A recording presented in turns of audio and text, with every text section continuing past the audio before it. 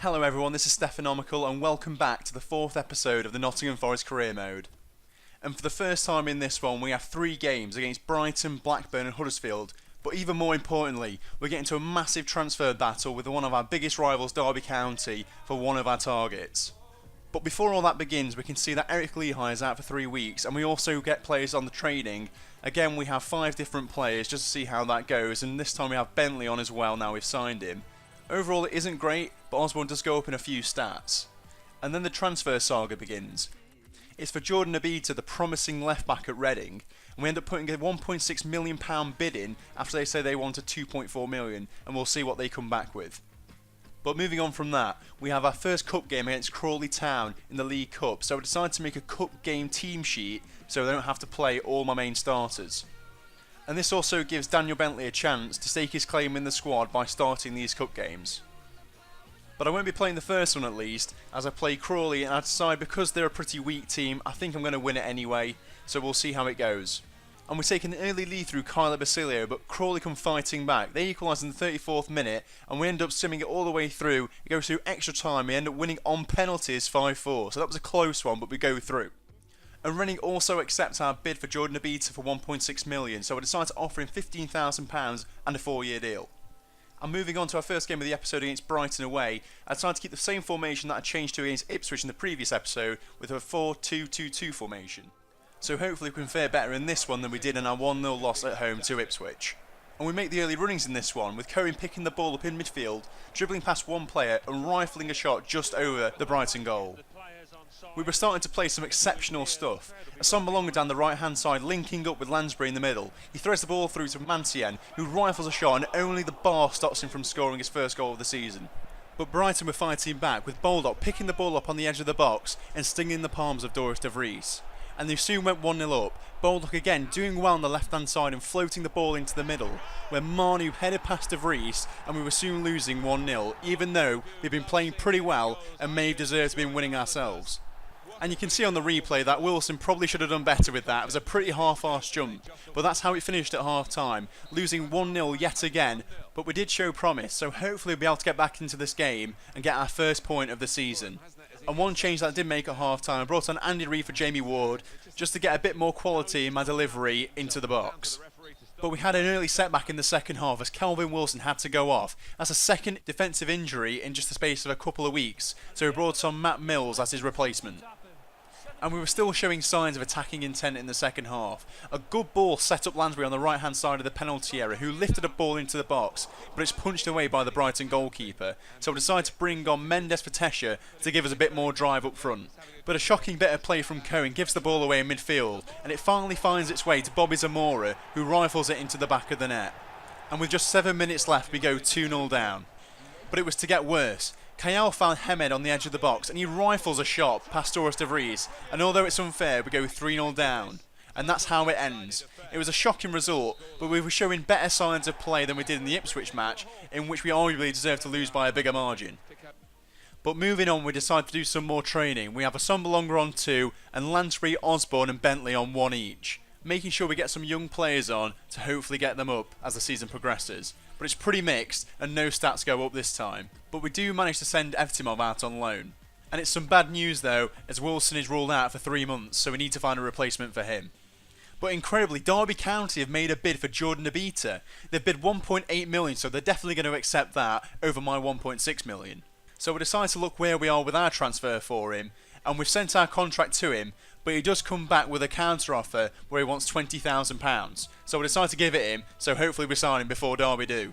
And just an update on the table before our next matches, we can see that we are joint bottom with 0 points and with no goals scored. And also you can see that our defensive injuries are piling up, so we decided to look at what we've got. And I can see that all the centre-halves are getting pretty old. They're about 27, 28 and 29 I think. So I decided to look for a promising young centre-half to hopefully replace some of those in the future. But before we look at the reports that we get, we have another game, this time at home to Blackburn Rovers. And we stick with the same formation that we played against Brighton, and the only change being that we bring in Matt Mills for the injured Kelvin Wilson. But this game starts in the worst possible fashion. Blackburn have an early corner and it's whipped over, but for no one else other than the Mr. Prolific of the Championship, Jordan Rose, to head them 1-0 in front. But just as in the Brighton game, we do show attacking intent and do have some chances. Tesha with a great through ball to Asombalonga, who hits the shot, and it's a fantastic save from Eastwood in the goal. And again, Cohen, another great shot, but it hits the side netting this time as we search for an equaliser. But our defensive frailties were exposed yet again as Williamson finds his way through into the penalty box and hits a shot past De Vries, and we go 2-0 down after just half an hour of the match. And as we try to haul ourselves back into the game, Asombalonga has a great chance on the right hand side of the penalty area, but his team shot goes past the post. And that's how the first half ends. We're 2-0 down and losing yet again, and somehow we need to get the confidence back into this team. So I decided to make more changes with one up front and two attacking midfielders with three in the middle, and change it around with Lansbury and Reed in the attacking midfield positions. So Ward and Asombalonga go off at half time with Vaughan and Reed coming on, and hopefully for the first time this season we'll be able to get something from the match. But Blackburn start well, and a lofted header from Jordan Rhodes only just goes past the post. And then a great chance falls to Robert Tesher, who picks it up on the edge of the penalty area and strikes the shot, but it's a good save from Simon Eastwood. He then comes off for Williams to try and get some more attacking intent up front, and the ball drops to him almost straight away. He hits the shot from the right hand side of the penalty area, and it's an absolute screamer into the back of the net. And for the first time this season in the Championship, we score a goal, and hopefully we'll be able to get back into it. But with just 10 minutes left, it's going to be an uphill task. However, we do get a chance. Reed lifts the ball in, and it's a fierce header from Vaughan, but it hits the crossbar, and Hobbs can't do anything on the rebound. But we almost concede a third, as a poor punch from Doris De Vries leads to a scramble in the box, and it's only just cleared, but it is picked up by D'Alfonso, who smashes the shot, but it goes well wide. And that's how it finishes. We lose yet again, but this time we do score, and I feel like we are getting closer to some good results. So it finishes 2-1, and we're still without a point in the Championship season. But incredibly, Abita joins Derby. They sign him ahead of us, even though we got there first and gave him an offer. Incredible stuff, even though we do offer the money. And with only Ensue as a backup in our transfers, I decided to let him go and just stick with what we've got. I feel like Cohen's been doing a good job, and while Eric Lehigh's been out, Mancien's been doing a pretty good job at right back, and he starts again in the next match against Huddersfield, where we change the formation slightly with one up top, with three attacking midfielders and two in the defensive midfield, with Carl Ebesilio starting, as I feel we'll need a bit more presence when we defend. But Huddersfield start well and they test De Vries early on, and then again Carriol on the left hand side floats the ball in, but it's a good clearance from Mills, but it does fall to Hughes, but his shot is easily saved by De Vries. And then only a poor ball by Henry Lansbury prevents Nelson Oliveira from possibly opening the scoring.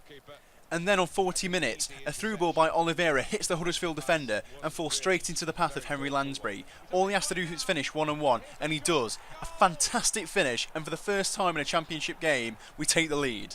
And that's how the first half finishes. For the first time, we're leading at half time, and hopefully we can hold on and get our first points of the season. But I want to make sure we continue attacking and hopefully secure a win. And we nearly do that right at the start of the second half. A through ball to Ward, who controls excellently, then gives it to Lansbury and then to Ebesilio, but the defender just takes it off him before he can take his shot. And we were attacking well. Another ball across the face of goal is headed away well by Lynch, but I nearly give them a goal. De Vries throws it straight to Wells on the edge of the 6-yard box, and he blasts it over the bar, thankfully for us. I then decide to bring on Mendes to add some pace up front.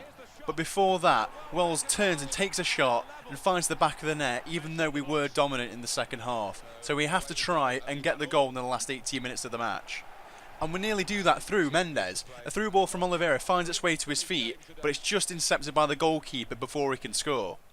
And then we have a fantastic break in the midfield. A good tackle by Robert Tesher gets 5 players on 3, and he threads it through to Jamie Ward. And he brings it over into the middle, but it's headed just off the head of Henry Lansbury. Some good strength from Ishmael Miller then sets up Dean Whitehead, who strikes just past the post. But that proved to be the last chance of the game, and it ended up finishing 1-1, but that's our first point of the season, and a good one, even though I felt like we deserved to take all 3 points. We then went into the second round of the League Cup against Ipswich at home. I decided to sim it because I wanted to focus on the league and also some other transfers, and we ended up losing 2-1. I then decided to do some more training, and this time to make it more focused, with Sombalonga on 2 and also Bentley on 2 to try and get their stats up as quick as possible. And in the end we're pretty close to getting quite a few up, and hopefully getting Bentley up to a 70. I also decided to change the instruction for the centre half a little bit to try and get some more results. And the best ones I get are Lenglet and Diagne. Two promising players who I really think will boost our ageing defence. And if you want to see if we sign these players, come back on Friday for the next episode, and don't forget to like this one, and I'll see you then.